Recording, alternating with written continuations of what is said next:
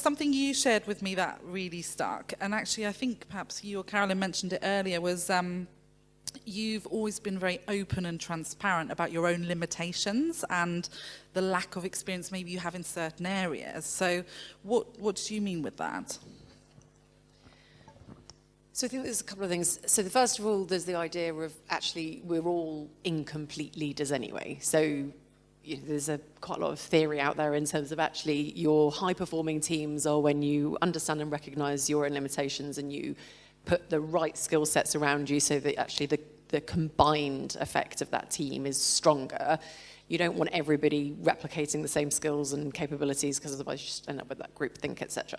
So you've kind of got the start point, which is it's actually entirely normal to be an incomplete leader, person, skills. You're not expected to be an expert in everything. I suppose the second point, so for me, I didn't have necessarily the most traditional career into management finance in that I did audit and then I did advisory work and I did deals and transactions, and when I joined Serco, I actually joined in the bidding and commercial world. So at the point I became a business unit finance director, I had never done a month end.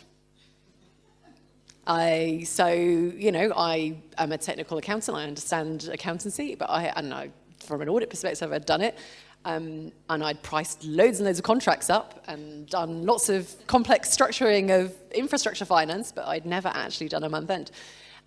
Now, obviously, I had an amazing sponsor who was prepared to put me into that position, and they trusted that I would be able to cope with this and gain the skills and requirements. But they also, they didn't give me a hospital pass in that I had a very strong team around me, and that's the point that you can go and you can learn. When I went over to Australia, again, like the idea, you go to a different country, what you know about your home country is not the same as your host country. That is everything from culture to tax systems to even local statutory accounts, etc. You need to be open and honest about what it is you don't know, because otherwise you will be blinded because you don't actually know what you don't know. So I think that there's a bit that there's also a bit around the humility and authenticity. So, it's much better to go in and actually you're going to learn more by listening and actually saying to somebody, I don't understand this. This is your area of expertise. Please, can you support me in this? And can you help me in this? Rather than coming in and pretending, blagging it, trying to say, oh, yeah, I know all about this. So, just walk me through that. And, you won't. You need to be prepared to listen, and you need to be prepared to learn. And you're going to do those things much better if you've been open about actually your current set of circumstances. I can imagine that's not always easy to do if you're in a leadership role, because partly, and Carolyn, I was going to say, you share a very similar view with Helen, actually, around being honest and transparent. But I was thinking, does that not diminish your credibility almost if you're admitting to lack of knowledge? I think it's about being authentic, and I think I talked about it earlier. There's no point going in and blagging and being caught out 2 weeks down the line because actually you were trying to act smart in the room. And I think Helen makes a good point. I think for me, it's really about having a really solid team around you. You can't do this role by yourself. We're not experts in everything. Like I said earlier, I've never really done tax or treasury. I've always had experts down the road to call on to do that. And I think we have to be open and transparent that, we're not everything to everybody. We have to have a good team. And I think the only way we're successful is having that robust and solid team around us. So from my perspective, it's back to that building trust and enabling people to have trust that you know what you're doing. If you don't know the answer, you know where to go and get the answer, or to ask the right questions.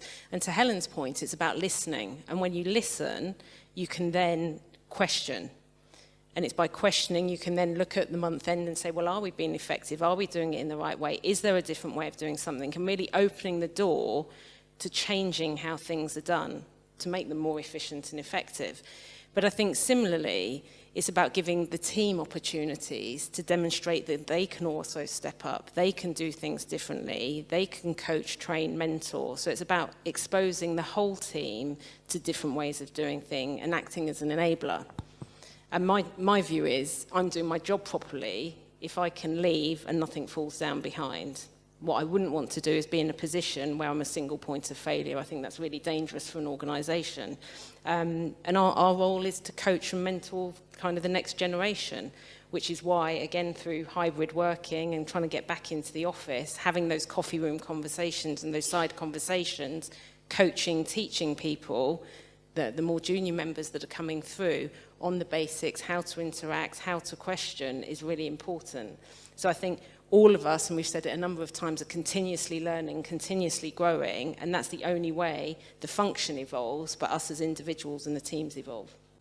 Yeah, and I think to what you said, it's about being that role model as well to other people in your team, that it's okay not to know everything as well, and that actually that is a good thing, and, you know. Absolutely, and it's about building confidence. I think you can only be confident the more you practice. And it's about putting yourself in uncomfortable situations and really stretching yourself. And it's enabling others to do the same. Yeah, absolutely.